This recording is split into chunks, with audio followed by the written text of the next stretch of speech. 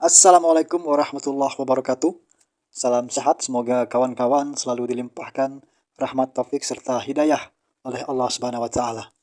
Abah Yusuf Al-Mubarak, salah satu tim dari Kiai Imaduddin, memaparkan alasan Kiai Imaduddin menulis dan menerbitkan tesis tentang ketidaktersambungnya nasab Ba'alawi kepada Nabi Muhammad SAW. Tidak hanya itu, beliau juga memberikan nasihat kepada Buya Qurtubi, karena di video sebelumnya Buya Qurtubi dalam ceramahnya menyebut-nyebut nama Kiai Imaduddin. Bahkan dalam debat yang dilakukan beberapa waktu lalu, Buya Qurtubi menyebut nama Kiai Imaduddin dengan sebutan yang tidak pantas tentunya. Nah, seperti apa nasihat dari Abah Yusuf Al-Mubarak? Kita saksikan sama-sama. Tafadhol. Kasihan amat ya, saya mendengar ceramahnya Ustadz Qurtubi Jailani. Banget saya kasihannya. Kasihan. Beliau itu sudah tua. Sama seperti saya juga ya.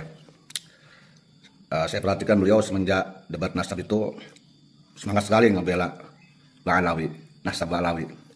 Intinya agar tetap diakui, ditaslimi bahwa nasab Ba'alawi itu adalah tersambung sebagai dzurriyyatun Nabi Muhammad SAW. Ada memang beberapa yang harus saya reaksi di sini. Perlu diketahui ya, dalam hal ini Ustadz Qurtubi Jailani mungkin belum membaca situasi dan kondisi. Ada beberapa hal yang memang berkaitan dengan lahirnya polemik nasab ini, kronologi kenapa Haji Imaduddin ini membuat tesis. Yaitu terinspirasi ketika situasi dan kondisi di Indonesia khususnya yang sedang dihadapi oleh umat Islam Indonesia, yang saat itu sedang resah, senang tanda tanya, sedang gelisah melihat beberapa tingkah laku oknum Ba'alawi, oknum Habib yang katanya dzurriyyatun Nabi saat di panggung kuar-kuar dakwah dengan tanpa akhlak dan budi pekerti, penuh caci maki, semua hampir dicaci maki. Dan itu menimbulkan situasi yang tidak menguntungkan bagi Ba'alawi, bagi Habib yang ada di Indonesia. Bagaimana tidak, karena walau bagaimanapun Indonesia ini rakyat yang menjunjung tinggi etika dan adab kesopanan. Apalagi di panggung di mana pentas-pentas agama itu memang harus ditampilkan bukan hanya sebuah ilmu tapi juga sebuah akhlakul karimah. Dan itu hampir tidak dilakukan oleh oknum Ba'alawi, oknum Habib. Sehingga umat tanda tanya, rakyat tanda tanya. Tingkah laku yang memang harusnya mencerminkan sebagai akhlak seorang dai, apalagi maupun dzurriyyat Nabi, itu sama sekali nol ketika di atas panggung. Ucapannya bukan lagi ucapan sebagai seorang yang alim. Dalam situasi yang seperti itu, hadirlah seorang sosok ulama muda Banten yang penuh karisma dan penuh sains, juga ahli kitab, yaitu Kiai Haji Imaduddin Utsman Al-Bantani dengan tesisnya yang menggegerkan. Tentu hal itu disambut gembira, disambut sangat menguntungkan oleh mayoritas umat Islam Indonesia yang sudah yang sudah jenuh melihat tingkah laku ceramahnya oknum Habib. Ya, saya sebut saja dengan tingkah lakunya yang diduga oleh saya ini dilakukan oleh Bahar Smith dan Rizik Syihab. Itu sangat menguntungkan kehadiran tesis Haji Imaduddin, bukan hanya karena itu juga, tapi karena memang keilmiahannya itu diakui oleh ulama-ulama. Sehingga wajar kalau ada beberapa ulama yang menggelari Kiai Haji Imaduddin sebagai Mujadidul Islam. Mujadidul Islam itu bukan keinginan Haji Imaduddin, ya. Dan ada beberapa hal yang menguntungkan Kiai Haji Imaduddin. Yang pertama, sebelum debat nasab Banten dan sesudahnya pun, rakyat Indonesia umat Islam melihat sangat jelas bahwa Kiai Haji Imaduddin itu tidak pernah sedikit pun nyenggol nama Ustadz Qurtubi Jailani, apalagi mencaci maki menghina. Jadi tidak seperti apa yang dilakukan oleh, menurut saya, mohon maaf, yang saya tahu di YouTube oleh Ustadz Qurtubi Jailani yang mengatakan mu'alif kadal dengan menyebut Imaduddin. Ini ucapan-ucapan yang dilakukan oleh Ustadz Qurtubi Jailani dengan menyebut, diduga oleh saya menyebut, ditujukan kepada Kiai Haji Imaduddin dengan mu'alif kadal, dan dengan bahasa-bahasa yang sepertinya dianggap seolah-olah itu merendahkan sekali. Tentu ini menjadi bumerang bagi Ustadz Qutbi Jailani, khususnya bagi mayoritas umat Islam Banten. Mengapa sebabnya? Ini yang perlu diketahui oleh Ustadz Qutbi Jailani ya. Mohon maaf, ini kritikan saya terhadap Ustadz Qutbi Jailani. Ini masukan, kalau diterima silakan, kalau nggak apa-apa. Perlu diingat ya, Banten ini, orang Islam Banten ini, kalau hanya seorang yang ngaku alim, ngaku abuya, ngaku pimpinan ormas, hanya mengandalkan ilmu, walaupun itu ilmu nahwu sorok, mantek, balago, bla bla bla, tetapi kalau tidak mencerminkan akhlak, ucapan yang sopan, ketawaduan, mohon maaf, jangan harap dia akan didengar oleh ulama Banten, oleh masyarakat muslim seluruhnya, nggak mungkin. Orang Banten itu bukan takjub silo oleh masalah keilmuan, karena bicara keilmuan di Banten banyak ada di sudut manapun yang sedang dibutuhkan oleh orang Banten khususnya, dan rakyat Indonesia, umat Islam umumnya, adalah alim yang ucapannya tawadu, berbudi pekerti yang luhur, menghormati siapapun sekalipun rivalnya, tidak merendahkan, akhlak lisan yang baik. Ini yang sedang dibutuhkan, dan itu nanti akan diikuti khususnya orang-orang Banten. Tetapi kalau umpamanya berkuar-kuar, memproklamirkan dirinya seolah pinter majid, nahu sorop, mantek, balagoh, bayan, tetapi lidahnya kasar, menyebut nama orang, seorang ulama, seorang kiai yang dihormati oleh santri yang lain dengan nama Imaduddin, dengan pongahnya mengatakan mu'alif kada, bla bla bla. Saya kira apapun yang dia dakwahkan, pembelaan sebagaimana hebatnya pun dia membela nasab Alawi, tidak akan pernah didengar, apalagi ditaslimi. Jangankan oleh Kiai Haji Imaduddin, oleh santri pun saya kira banyak yang tidak akan mengikuti. Sekali lagi saya katakan, Haji Imaduddin itu disebut mujadid itu bukan keinginan dirinya. Dia tidak pernah mengatakan dirinya seorang mujadid.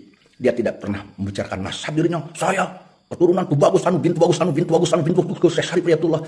Tidak, Haji Imaduddin. Bahkan ketika saya pernah mengupas nasabnya di YouTube, beliau pernah berkata kepada saya, Kiai, kenapa dibuka nasab saya? Begitu beliau. Beliau sangat menghormati ulama Banten siapapun dia. Dan ketika saya pernah bertanya kepada beliau di satu kesempatan, ya Kiai, kenapa Kiai tidak ladeni debat nasabnya Ustadz Qutbi Jailani? Apa yang beliau katakan? Tidak pongah, tidak angkuh. Beliau bilang, Yai, saya tidak ingin mempermalukan beliau sebagai Kiai Banten di hadapan orang banyak. Kenapa Yai Imaduddin tidak mau menghadapi bedah nasab yang dilakukan oleh saudara kita? Apa jawabnya? Yai, sasaran saya bukan saudara kita, tetapi adalah RA. Saya tidak mau dibenturkan dengan sesama saudara kita selain oknum habaib. Itu sangat simpel dan penuh tawadu, penuh akhlak. Bagaimana mungkin orang tidak tertarik dengan akhlaknya Kiai Haji Imaduddin, apalagi dengan ilmunya. Sehebat apapun orang mencaci maki Haji Imaduddin, sehebat apapun orang tersebut yang pembenci Haji Imaduddin, memproklamirkan seolah dirinya paling hebat di Banten, paling abuya di Banten, dan mengatakan pada yang lain selain itu buaya selain dirinya, tidak akan pernah diikuti, apalagi ditaslimi. Kalau menurut saya itu mimpi saja, halusinasi. Keinginan seperti itu akan menjadi halusinasi yang ada di kita di Banten ini. Jadi berhentilah berhalusinasi, berhentilah bercerita-cerita yang akan menimbulkan hanya halusinasi, ya kan? Seperti itu. Ada beberapa hal yang memang perlu saya katakan. Di sini ketika saya mendengar ceramahnya Ustadz Qutbi Jailani, jujur dengan penuh prihatin, kasihan saya. Saya sebetulnya menghormati beliau, walau bagaimanapun beliau orang Banten, lepas dari semua persoalan. Saya lebih suka kalau beliau itu fokus di pesantren. Tetapi hak beliau untuk membela nasab Alawi. Mungkin keyakinan beliau Alawi adalah Dzurriyyatun Nabi. Wajar-wajar saja, sah saja. Hanya saja, ada beberapa hal yang harus diketahui. Pertama, saya mendengar dalam ceramahnya bahwa beliau sudah mengarang kitab. Itu bagus. Tapi jujur aja, sampai detik ini saya belum pernah membaca, mendengar isi kitab mereka. Beliau, yang apa judulnya, Bom Nuklir untuk Imaduddin. Dahsyat sekali. Ini apakah pantas judul tersebut dikarang oleh seorang yang ngaku alim? Apakah itu sebuah balaghah yang penuh kesopanan? Bukankah ilmu balaghah itu juga tentu harus didasari dengan akhlakul karimah? Ini sangat disayangkan sekali. Saya mengkritisi seperti itu. Dari judulnya aja sudah sangat jelas, sangat merendahkan, penuh keangkuhan. Belum membaca isinya, baru judulnya aja. Bagaimana mungkin orang akan tertarik? Bagaimana mungkin orang itu akan taslim? Bagaimana mungkin orang itu akan langsung percaya terhadap isinya? Dari judulnya aja, saya pandang, saya duga ada nilai-nilai kebencian dan merendahkan. Di situ seolah menandakan aku tahu engkau, aku hebat, engkau rendah. Menurut penilaian orang awam seperti itu. Na'udzubillah, summa na'udzubillah. Ini yang harus diketahui oleh saya, oleh Ustadz Qutbi Jailani. Nilai-nilai akhlak, nilai-nilai moral didahulukanlah menurut saya. Kalau orang Banten, saya katakan sekali lagi, orang Banten ini kalau hanya bicara ketinggian ilmu, keluasan ilmu, sudah tidak aneh. Apalagi di Banten masih ada al-alimil ulama, ya, Mursyidul Azam, Syekhun al-Mukarram, Abuya Muhtadi Cidahu, dan seluruh keluarga Abuya Dimyati Cidahu, yang sudah diakui baik nasional, internasional keilmuannya. Itu jadi standar khususnya orang Banten, umumnya orang Indonesia. Jadi tidak akan pernah silau terhadap siapapun dia yang mengaku dirinya Abuya sekalipun, tetap keilmuannya di bawah Abuya Muhtadi Cidahu dan keluarga anaknya Abuya Dimyati Cidahu. Maka yang dibutuhkan adalah akhlak. Karena kalau bicara keilmuan, orang Banten tidak akan silau. Karena orang Banten tetap menurut saya, yang saya nilai, barometer keilmuan adalah Cidahu. Jadi kalau ada orang yang berkuasa seolah paling pintar tapi belum melebihi keilmuannya Cidahu, maaf, tidak akan membuat silau mayoritas orang Banten. Walaupun hanya 1-2 mungkin, hanya ya biasalah orang-orang kecil ibaratnya. Ini yang harus diketahui. Kemudian, ya, kritik yang lain bagi saya. Andai kata memang Ustadz Qutbi Jailani mempunyai sebuah solusi yang paling baik untuk meyakinkan, membuktikan bahwa nasab Alawi itu memang sahihun, tersambung, terkonfirmasi. Kenapa harus nunggu bulan Februari tahun 2024? Ini saya bingung. Jujur saya tanda tanya. Kalau sampai bulan Februari masih tidak taslim, saya akan tuntaskan. Wow, luar biasa. Saya menunggu sekali. Saya dan hampir seluruh rakyat Indonesia menunggu tuntasnya polemik dasar. Yang dikatakan tuntas menurut Ustadz Qutbi Jailani, versi beliau. Tapi sebetulnya kalau bicara tuntas secara nasional, secara umum, sudah tuntas, sudah rungkat. Masyarakat sudah menilai, nasab Alawi sudah rungkat. Tetapi jika memang Ustadz Qutbi Jailani masih menganggap akan dituntaskan menurut versi dirinya, ini versi dirinya ya, versi dirinya, kenapa tidak disegerakan, dituntaskan? Jangan nunggu Februari. Karena saya yakin Kiai Haji Imanuddin tidak akan pernah meladeni debat selain dengan RA. Saya yakin itu. Jadi menurut saya alangkah baiknya kalau Ustadz Qutbi Jailani itu menuntaskannya dengan cara yang baik.